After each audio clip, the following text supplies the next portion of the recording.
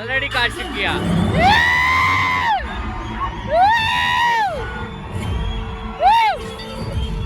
Hello guys, welcome to the review of the film Akhanda 2, acted by Balaya Babu, Meenakshi Simha, Adi Pinsetti and directed by Boya Mama.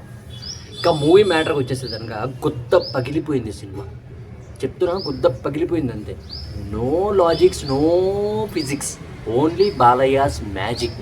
ఇది అఖండ తాండవం కాదు, బాలయ్య తాండవం.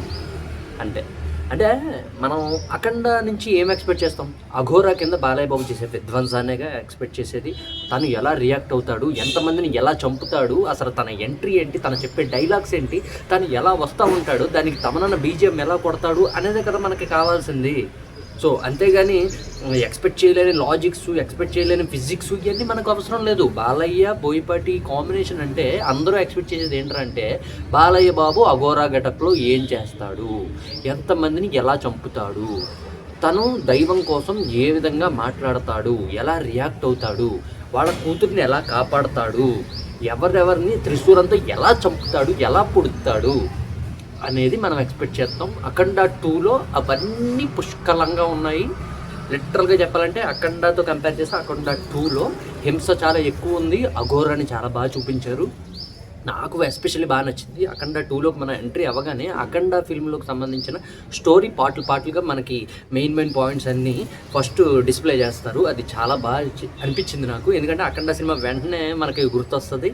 దాని వెంటనే ఇది కంటిన్యూషన్గా చూస్తున్న ఫీలింగ్ వస్తుంది. ఎవరైనా అఖండ సినిమా చూసి ఉండకపోతే సారీ, అందరూ చూసే ఉంటారులే, అఖండ చూడడం వాళ్ళు ఎవరు ఉంటారు కానీ, బట్ ఒకవేళ చూసి ఉండకపోతే వాళ్ళకు కూడా క్లియర్గా అర్థమవుతుంది అనమాట ఫిల్మ్.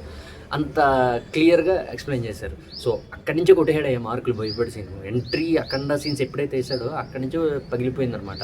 సో బాలయ్య బాబుని చాలా బాగా చూపించాడు. ఇందులో కొన్ని ఎస్పెషల్గా కొన్ని పాయింట్స్ బాగా టచ్ చేశాడు.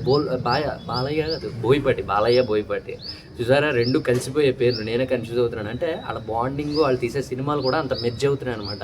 వాళ్ళది ఎప్పుడు హిట్ కాంబినేషన్. సో బోయమామ కొన్ని థింగ్స్ చాలా బాగా పెట్టాడు అనమాట. ఏంటంటే హైందవ ధర్మం గురించి ఇందులో ఇంక్లూడ్ చేసిన విధానం, మన సనాతన ధర్మం గురించి బాలయ్య బాబు చెప్పే ప్రతి మాట గూస్ బంప్స్ వస్తాయన్నమాట. సనాతన ధర్మం ఎందుకు కరెక్ట్, ఎప్పటి నుంచి ఉంది అనే దాని గురించి ఆయన చెప్పే మాట